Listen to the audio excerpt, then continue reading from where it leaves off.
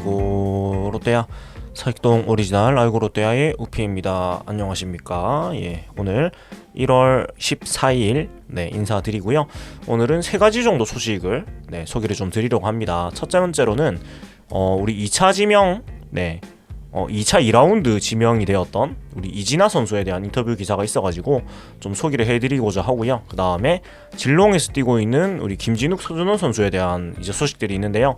일단 김진욱 선수는 5이닝 무자책 좋은 투구를 했고 이제 오늘 던졌습니다. 14일 투구를 했고 13일에 투구를 했군요. 13일에 5이닝 무자책 좋은 투구했고 서준원 선수는 이제 12일 이제 어제 아래 던져가지고 5이닝 7실점으로 좀 실점 많이 했는데 투구 내용은 나쁘지 않았거든요. 그래서 이런 부분도 조금 체크를 하면서 얘기를 하도록 하겠고, 특히 서준원 선수 경기 같은 경우에는 또 그 김민석 선수, 김서진 선수가 수비에서 또 실책을 좀 기록을 하면서 조금 체크해볼 부분들이 더 있었어요. 그래서 이런 부분들 위주로 좀 얘기를 해보도록 하겠습니다. 자, 먼저 이진아 선수 인터뷰를 좀 소개를 해드릴 텐데요.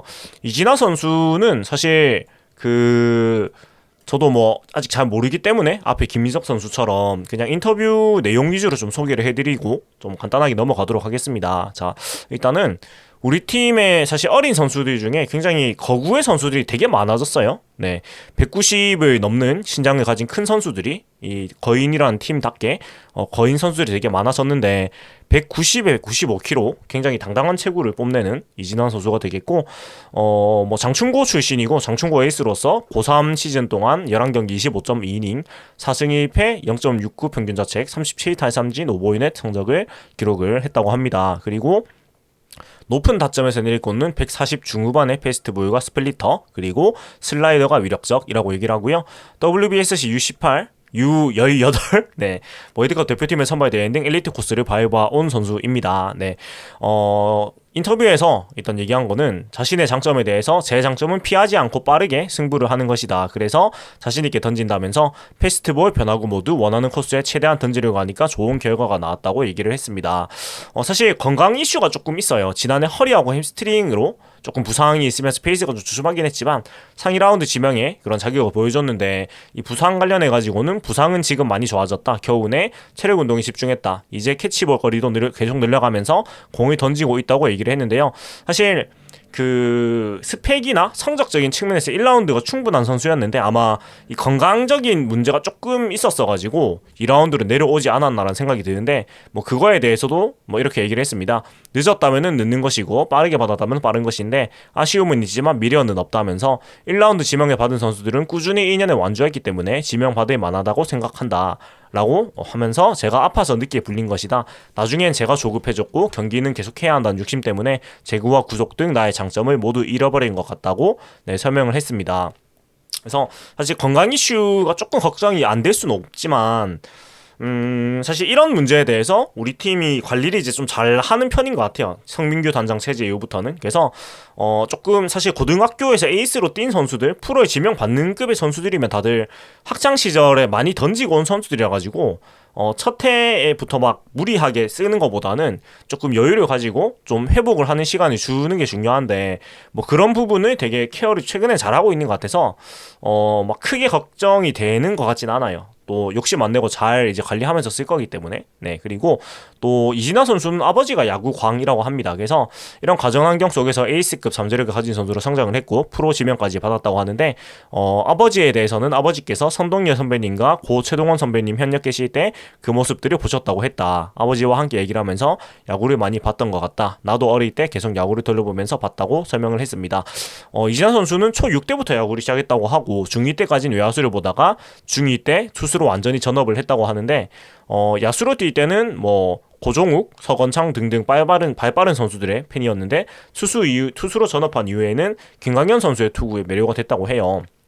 그리고 이제 우리 팀에 입단을 해가지고는 김원중 선수한테 조금 마음을 많이 주고 있는데, 김원중 선배님 던지는 모습을 보고 마음에 들었다. 예전 폼과 지금 폼도 많이 차이가 없으시고 시원시원하게 던지시는 모습이 멋지다고 생각했다. 또 잘생기기도 하셨다면서 그래서 김원중 선배님 잘 던지는 모습을 찾아봤던 것 같다고 얘기를 했습니다. 그리고 뭐 고등학교 에이스들이 다 그렇듯이 선발보다는 이제 구원으로 출장을 해가지고 뭐 위기 상황에 등판을 해서 길게 가는 게 보통 아마추어 야구에서 에이스들이 많이 하는 역할인데, 그런 역할을 했기 때문에 하는 얘기가 학창 시절엔 주로 주자가 있는 상황에서 등판을 많이 했다. 그래서 구원 투수 보직에 익숙하다라면서도 선발도 하고 싶기도 하다. 어떤 보직이든 맡겨만 주시면 열심히 하고 싶다고 힘주어 얘기를 했습니다. 그래서 지금 상동에서 신인 캠프 훈련 중이라고 하는데 목표는 사직구장에 오르는 것입니다. 그래서 프로와 아마추어 존이 차이가 나기 때문에 적응을 해야 할 것 같다. 또 고등학교 때 투구수 60개까지만 던졌었는데 69 이후에 힘이 떨어지곤 했다. 스태미너도 보완해야 할 것 같다면서, 그리고 흥분하면 템포도 빨라진 것 같아가지고 템포 연습도 하고 있다면서 보완하고 있는 점을 얘기를 했습니다. 그리고 각오로는 제가 롯데 마운드에 오르면은 팬들이 이제 이 경기는 이겼다라는 생각이 들게끔 공 한 개 한 개 집중해서 던지는 투수가 되겠다라면서 각오를 남겼습니다. 네, 여기까지 인터뷰 소개를 조금 드렸고요.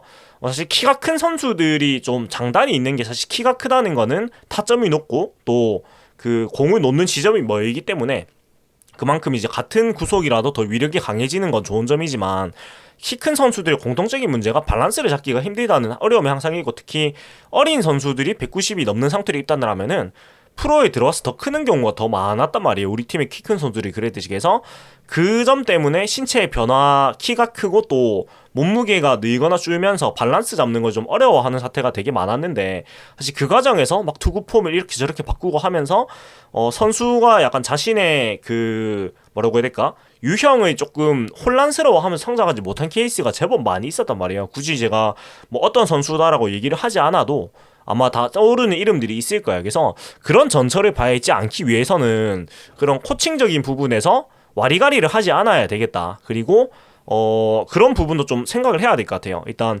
부상을 조금 가지고 있는 상태에서 들어온 선수고 앞으로 신체적인 변화가 더 있을 거고 하기 때문에 그런 것들을 염두에 두고 뭐 첫 해 때는 오히려 기본적인 스태미너 위주의 그런 훈련을 하고 좀 기본기적인 거를 시간을 좀 주고 많이 훈련을 하고, 그리고 시간이 좀 지나고 나서 이제 신체적 성장이 끝나고 나서, 그러니까 한 22살, 3살 정도 그때쯤에 이제 좀 기술적인 부분을 위주로 가는 게 더 좋지 않나. 그래서 군 문제도 빨리 해결하는 게 낫고 이런 생각이 드는데, 그러니까 이런 식의 좀 계획성 있는 선수 육성이 사실 잘 안 되는 팀이었는데 최근 몇 년 동안은 그래도 그런 게 생겨가지고 참 다행이지 않나 이런 생각이 듭니다. 그래서 이진아 선수도 우리가 뭐 급하게 생각을 하지 말고 좋은 스펙을 가지고 좋은 역량을 가진 선수, 특히 스플리터가 굉장히 좋은 투수로 이름이 널리 알려져 있고 또 영상을 조금 보니까 스플리터가 굉장히 좋은 선수예요. 그래서 이런 부분들을 잘 키워주면 좋겠고, 사실 스플리터가 또 팔꿈치에 굉장히 무리를 가는 구종이기 때문에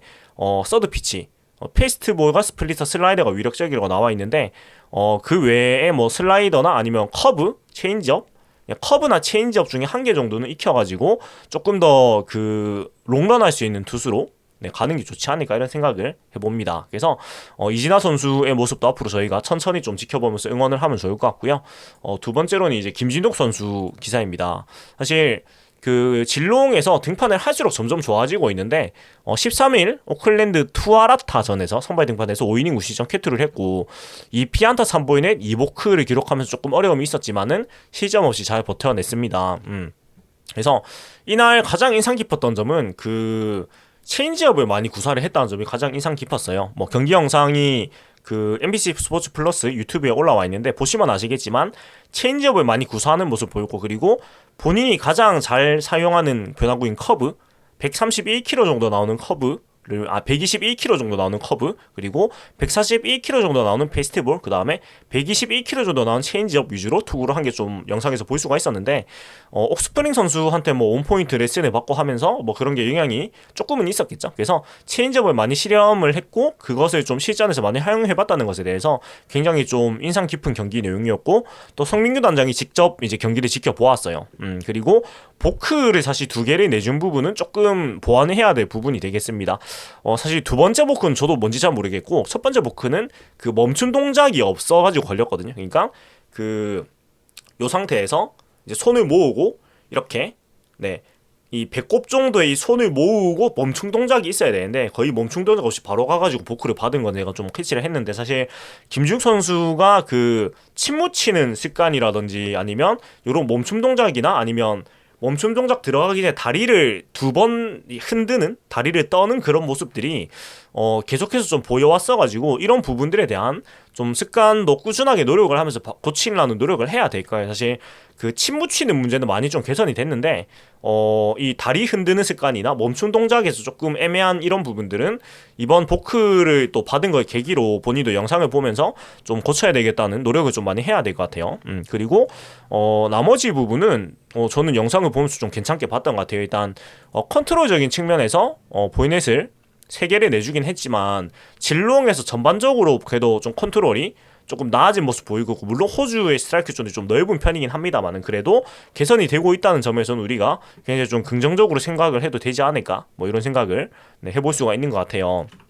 그리고 지금은 구속이 141 정도가 최고로 지키고 있는데, 일단은 시즌이 시작이 안 됐기 때문에 아마 시즌 들어간 145까지는 나올 것 같고, 사실 구속을 조금 내리고 팔각도도 많이 내려왔어요. 영상을 보니까 작년 시즌에 완전 오버스로우로 던졌는데 지금은 약간 영상 속에서 보면은, 그러니까 시즌 작년 때 이 정도였는데 이 정도 완전 쭉 펴 던진 지금은 약간 이 정도 굽혀가지고 던지고 있는 모습 볼 수가 있었거든요. 그래서 뭐 어떤 거든 사실 컨트롤이 먼저기 때문에 이런 실험은 굉장히 저는 좋다고 생각을 하고, 아무튼 좋은 투구를 했습니다. 그리고 서준우 선수로 가볼 텐데 12경기였고 역시나 그 진롱에서 열린 경기에서 오클랜드 투아타라 경기에서 5이닝 7피안타 2피 홈런 7실점 5자책으로 부진을 했는데, 사실은 그 5자책이기도 했고 그 다음에 실책도 끼고 홈런 2방으로 사실 6점, 홈런 2방으로 5점을 내줬기 때문에 그러니까 홈런 2방으로 5점, 중견수 실책으로 2실점이라서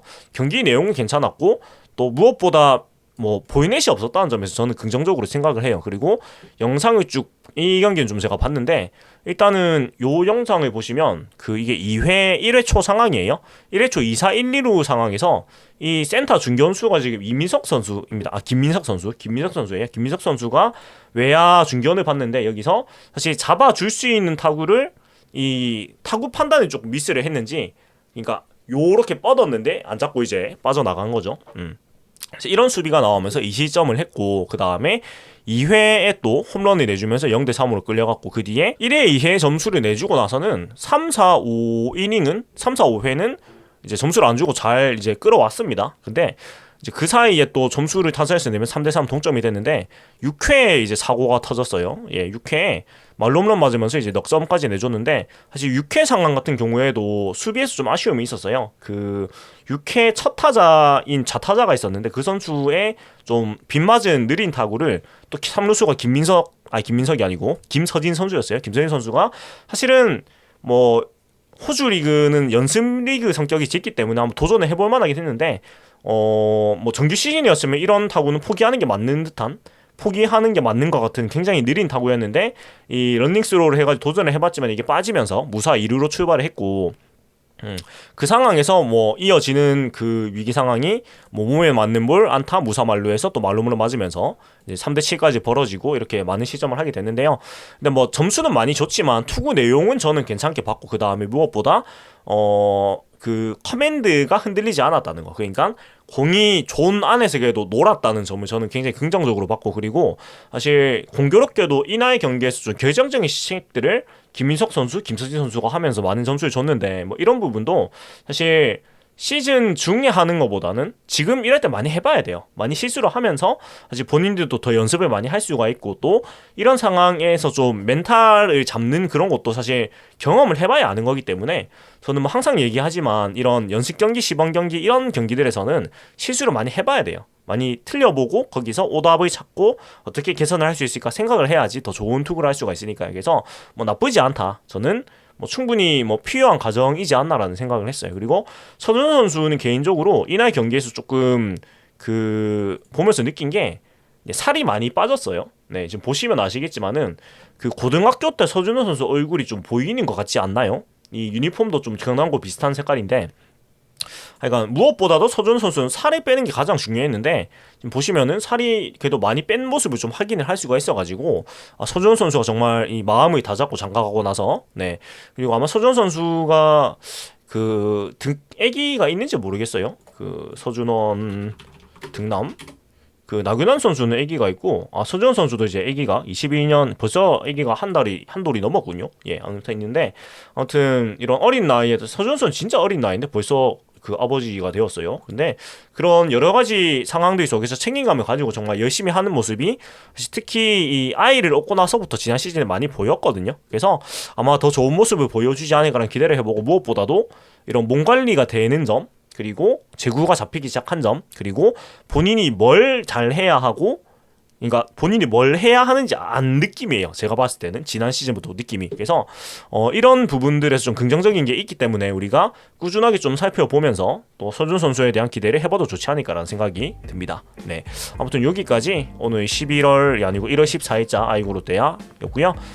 또 다음 소식 또 가지고 또 인사드리도록 하겠습니다. 재밌게 들으셨다면 보셨다면 구독과 좋아요 부탁드리고요. 저는 또 인사드리도록 하겠습니다.